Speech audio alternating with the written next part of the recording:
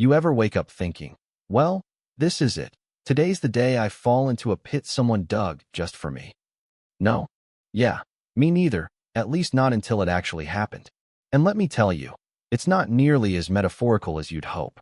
You want a story about justice, pettiness, and the wildest suburban power grab this side of the Rockies? Sit back, because this is how a stubborn guy like me ended up at war with a homeowners association president, and how a single signal flare turned the tables. Now, I've never been one for crowds, or for small talk that lasts longer than a handshake. The silence, real, deep mountain silence, that's my kind of music. 7 years back, I found this old ranch tucked into the Colorado foothills. 28 acres of peace, a house with just enough rot to keep things interesting, and a gravel road that wound through county land. Right to my front door. My name's Garrett Wells, 46, worked construction my whole life, and happiest when no one's telling me what color my barn should be. For the first 5 years, I was living the dream. Just me, a couple of rescue horses, some chickens, and an old generator that sounded like it had a death wish. My only connection to civilization was that battered gravel lane, winding down to the highway, a road that wasn't much to look at, but it was legal, and it was mine, or so I thought. Then came Silver Hills Reserve. Picture bulldozers, cranes, and guys in vests so clean you know they've never pounded a single nail. Out of nowhere, these modern rustic homes start popping up like mushrooms after rain, and with them came something a whole lot scarier. An HOA with more rules than the state constitution. I knew trouble was brewing the morning I found a brand new gate slapped right next to the county road. I called the county, because that's what you do, right? And sure enough, they said the gate's legal, but no one's allowed to block my access. I still had my road. Still, you can always smell a control freak coming, and soon enough, there she was. Her name was Karen Ribman. She showed up one afternoon with trail runners wider than a snowstorm and a windbreaker that probably cost more than my truck. Clipboard clutched tight, smile pasted on. Hi, I'm Karen, president of the Silver Hills Reserve HOA, she chirped, like she was welcoming me to a country club and not my own land.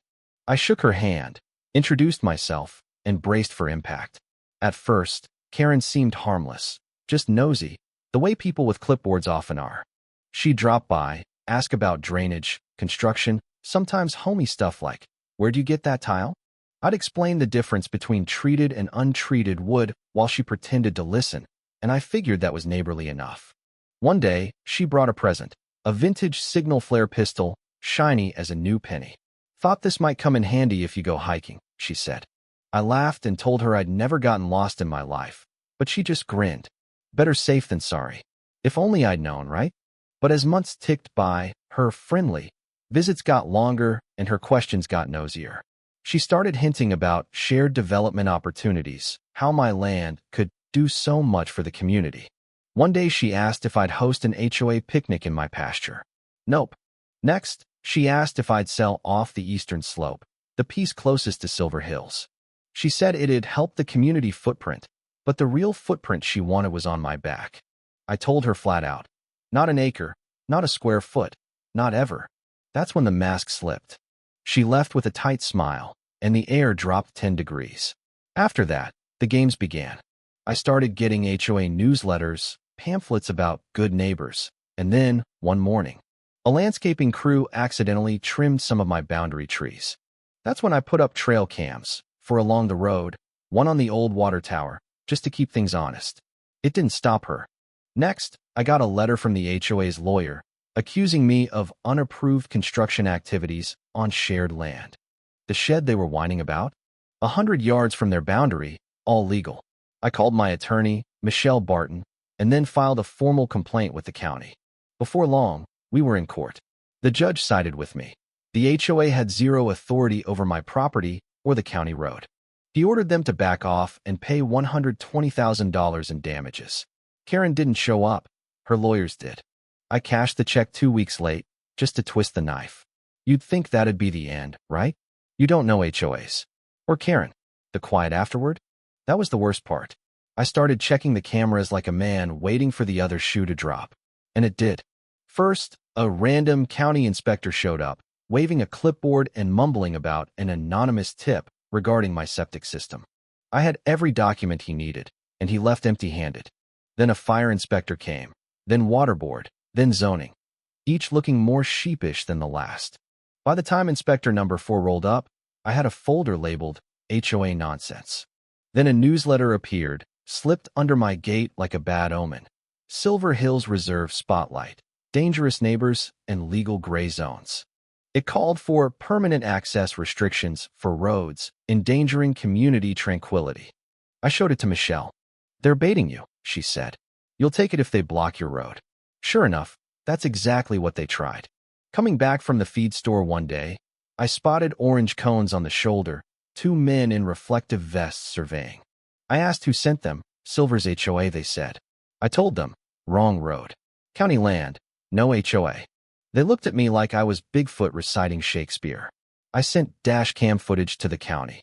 They confirmed, no permits, no survey. But the cones stayed up. That night, I checked the tower cam.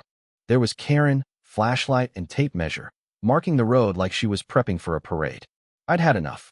Michelle and I filed for an emergency order. The court slammed the door on the HOA again. Next day, a certified letter arrived from the HOA, recommending I reassess my property's role in the evolving local framework. I almost spit out my coffee. The pressure built. Cameras caught people trying to disable my gate sensors, a white SUV idling at the tree line, then driving off fast. I kept the signal pistol close now, just in case. And then, nothing. No cones, no inspectors, no flyers. Most people would relax. Me? I started bracing for a storm. And boy, did it come. I remember the exact sound, like someone slowly tearing open a steel can when the ground gave way under me. 1 second, I was rolling down the access lane. Next, the world disappeared and my truck was falling. The crash was all metal and glass and pain. My ribs smashed the steering wheel, my legs jammed under the dash, airbag powder choking the air. No phone, no radio, nothing but cold and the dark. I tried not to panic. The cold cut deep. Night in the 40s, jacket out of reach, engine dead. I could feel my legs going numb and not in a good way. I could have been there for days, except I remembered the signal flare. Karen's gift, still in the glove box. I fired one. It blazed into the sky, then faded. Waited. Nothing. Second flare, same result. My hands were shaking, breath coming in short bursts. By the third, my vision blurred. Still nothing but silence. The cold was seeping in. I didn't even curse anymore. Took too much effort. With the fourth flare, I aimed toward the tree line, praying some camper might see. By the fifth, I could barely squeeze the trigger. And then, finally, headlights in the distance. Rescue came in a blur. Sirens, shouting, the crunch of gravel, a firefighter shouting my name. They sawed the door open and hauled me out, and I passed out with the cold on my skin and the sound of chains rattling through my dreams. When I woke up in the hospital, Michelle was there. "You were right to install those cameras," she said. She already had the footage, the evidence. Turns out, Karen wasn't just being a pain. She and her crew had dug a 10-foot pit across the road, then covered it with boards and a tarp. No warnings, no cones, nothing. The final touch? She'd gone back that night to remove the work zone sign, just to make sure I never saw it. Emails surfaced, Karen plotting it all, paying the crew cash, telling them not to bother with safety measures. When one worker balked, she told him, "He's got it coming." The DA moved fast. Subpoenas flew, and the excavation boss rolled early, bringing every receipt, every text. Karen's house got raided, files bagged and tagged. The news exploded with headlines. HOA president sets deadly trap, rancher falls into pit. They sent me a fruit basket. I sent it back, told them to stick it in the hole. The HOA fell apart overnight. Board members quit, residents started suing. The developer pulled their brand from the sign. One neighbor found out Karen had filed fake code violations just to get their yard mowed by her nephew. Class action lawsuits piled up. Karen?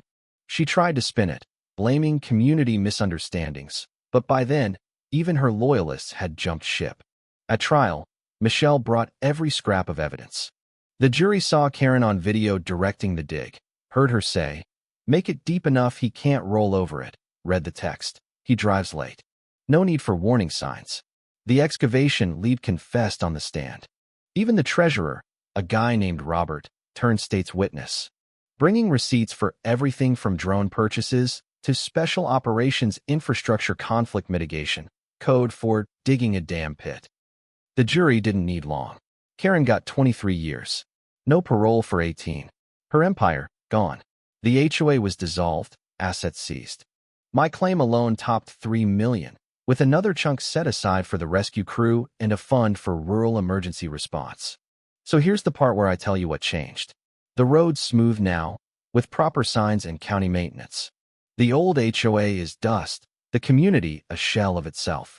Karen's behind bars, and my flare gun, her gift, hangs above the fireplace with a brass plate. This shot saved a life and buried a tyrant. And me? I'm still here. Scars on my legs, scars on the land. I watched the sun rise over the hills, dogs at my feet, came close by.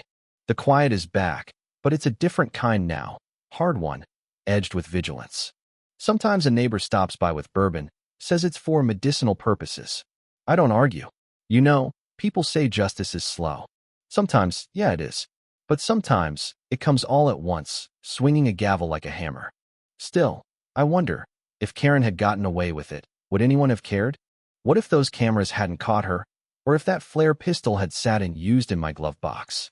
Would this just be another story about a guy who couldn't get along with the HOA? I'll leave you with that. Where's the line between protecting your home and letting someone else run it? What would you have done in my boots? Go ahead, let me know down in the comments. Tell me what you think. Justice served? Or just another day in America's wild, wild west of neighborhood politics? And hey, if you've ever fought your own battle with a power-hungry HOA, I want to hear about it. Your story might just be the next one someone needs to hear.